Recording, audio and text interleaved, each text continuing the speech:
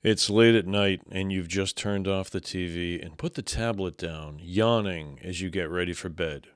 When all of a sudden there's a knock at the door. As you approach, the knocking grows insistent, as if pleading with you to open the door. But it's late. You don't know who could be outside. You peer through the curtain and see a small child standing outside of your home. As you try to make sense of it all, the child looks up, asking you to open the door and invite it inside. Its coal black eyes stare at you, filling you with dread as your mind starts to go numb. And incredibly, you find yourself reaching to unlock the door and let them in. But that's the last thing you want to do. And I'll tell you why you should never open the door for black-eyed kids on today's episode of The Weekly Strange.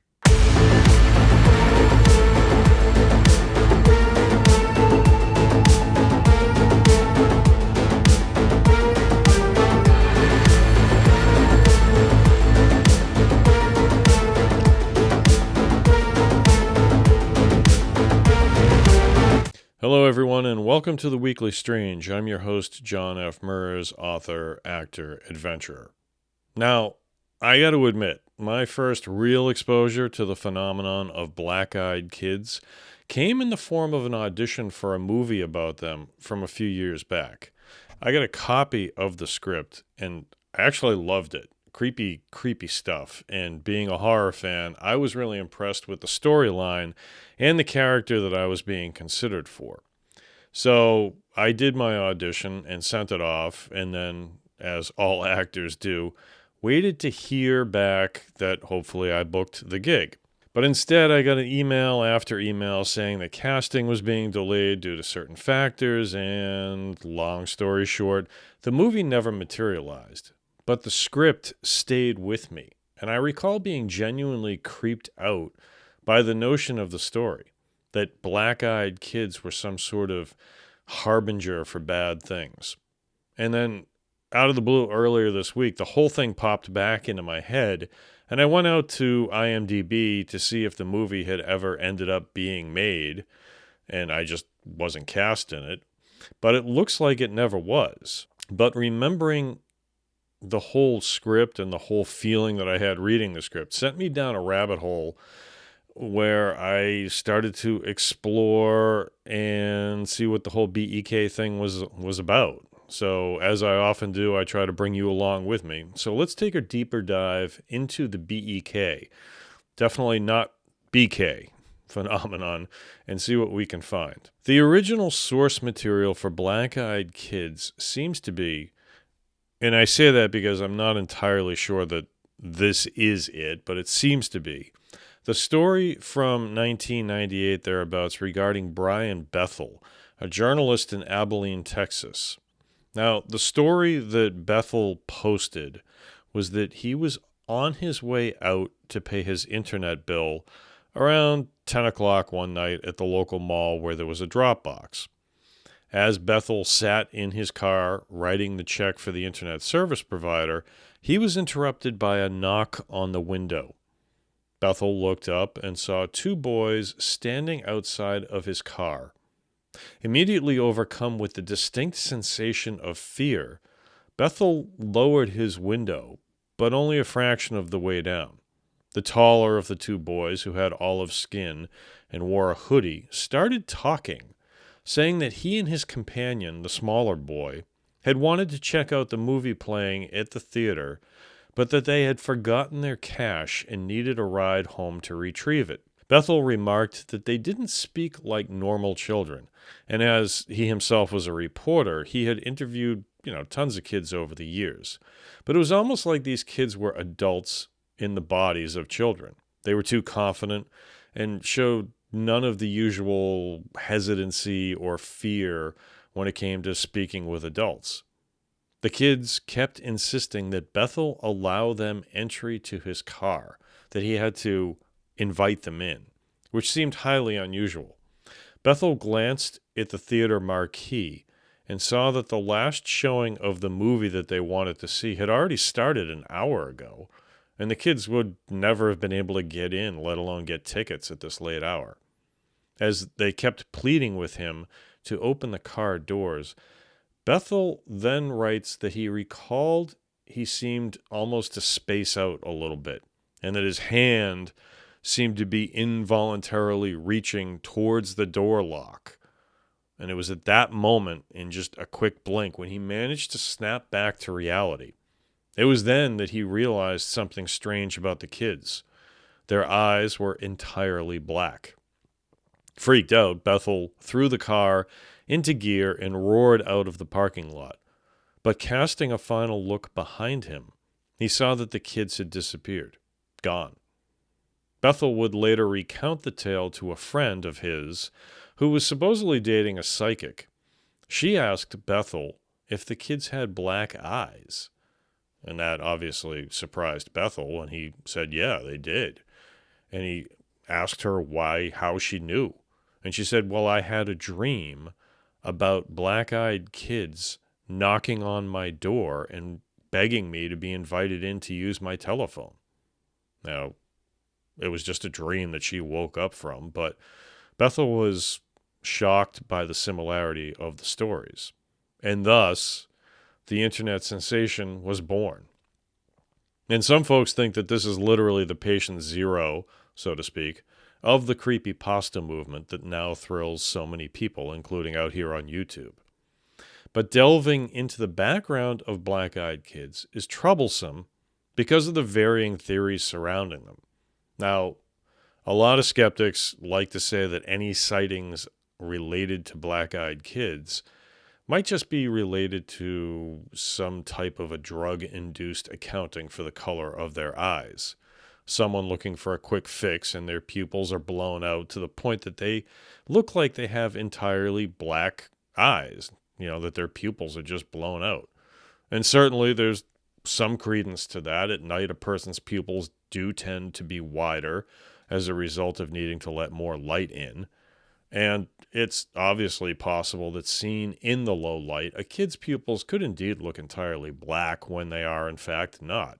But in each of the accounts, there's also an element of mind control. Witnesses report feeling helpless, or that they, like Bethel, spaced out during the event, only regaining themselves after several moments. Now, the setup, if I can call it that, for these encounters is particularly interesting to me. What stands out most, aside from the black eyes thing, is that whatever these kids are seeking entry to, they require permission to do it. This sounds obviously very familiar to the rules surrounding vampires and how they can't enter your home unless they are first invited in. And apparently, black-eyed kids can't enter your home or your car unless you invite them in also. Which is weird, because in all of the accounts that I've seen, the kids are very vocal about stating they have to be invited in. That's weird to me, if in fact there's any credence to this at all. I mean, if it's just a BS story, then the author of it surely pulled from that rule in the vampire world to give this story another dimension and more depth. But if that's the case, and it is just BS, then a lot of credit needs to go to the author for it, because the entire phenomenon is based on a very primal instinct when it comes to kids, that being that we want to protect them. And if we're approached at a late hour, whether in a parking lot or at our front door, our instincts are indeed to help them out. I mean, that's a creepy bit of manipulation right there. Playing on our base paternal instincts in order to gain entry it's chilling. It's just kind of creepy, right? And then there's the fact that usually the black-eyed kids, they're young, ranging from 6 years, sometimes younger, to early teens. And using them to enact some sort of malevolent behavior is pretty nasty stuff. Generally encounters with black-eyed kids work like this. It's night, you're in your car or at your house, and you get surprised by a knock at the door or on the window. The kids are fairly easygoing at first, explaining their situation and hoping to win you over by sympathizing with their situation. They're usually dressed in nondescript clothing, hoodies, t-shirts, jeans, sneakers, basic kid stuff. And some witnesses have said that their eyes don't always start out looking black, but stay normal looking until about halfway through the encounter, when all of a sudden the witness notices the fact that they are black. And the other aspect of this is that while they're fairly easygoing at first, the longer the encounter goes on for, the more insistent the kids get, up to the point that they become aggressive and pound on the door to be let in some cases for over an hour. Now, I just have to stop here and say that on the record, if some kid is banging on my door at night for that long, I'm definitely calling the cops. And if you don't let the kids in, by and large, they tend to disappear. And if you do let them in, well, the interesting thing here is that there don't seem to be very many of those reports around. So your guess is as good as mine. But I'd wager it's not a good encounter once you do, if you do. So is there a historical basis for anything relating to black-eyed kids, or did it really just spawn on the internet, so to speak? Well, it turns out there may be. Native American Iroquois legends speak of young children who get lost in the woods being corrupted by a Satan-like figure in their mythology, who somehow takes all of the good out of them and replaces it with evil. The kids are then sent back to their tribe with nefarious intentions, and with eyes that are entirely black. Now, it was also said that this satanic figure would try to mate with Iroquois women who were unsuspecting, as a way of being reborn onto this plane of existence. The offspring of this mating would be children with black eyes. And on the other side of the world, Scandinavian folklore talks of the mealing, unwanted children who were murdered or left for dead by ashamed mothers or other family members. This one is a little more tenuous for me because the mealing that return from the dead seeking revenge only sometimes are described as having black eyes, so it's not an always thing. But by and large, in spite of some historical background, the legend of the black-eyed kids seems to be much more born of the modern world, melded together with old tropes about needing permission to enter an abode or other possessed space. And when I say possessed, I mean that it's a space that the witness owns or calls their own, not the spiritual demonic possession type of thing.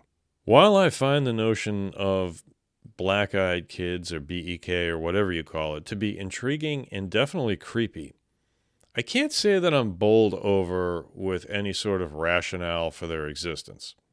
Yes, there are a lot of stories out there that have remarkable similarities and patterns to them, but does that mean they're true?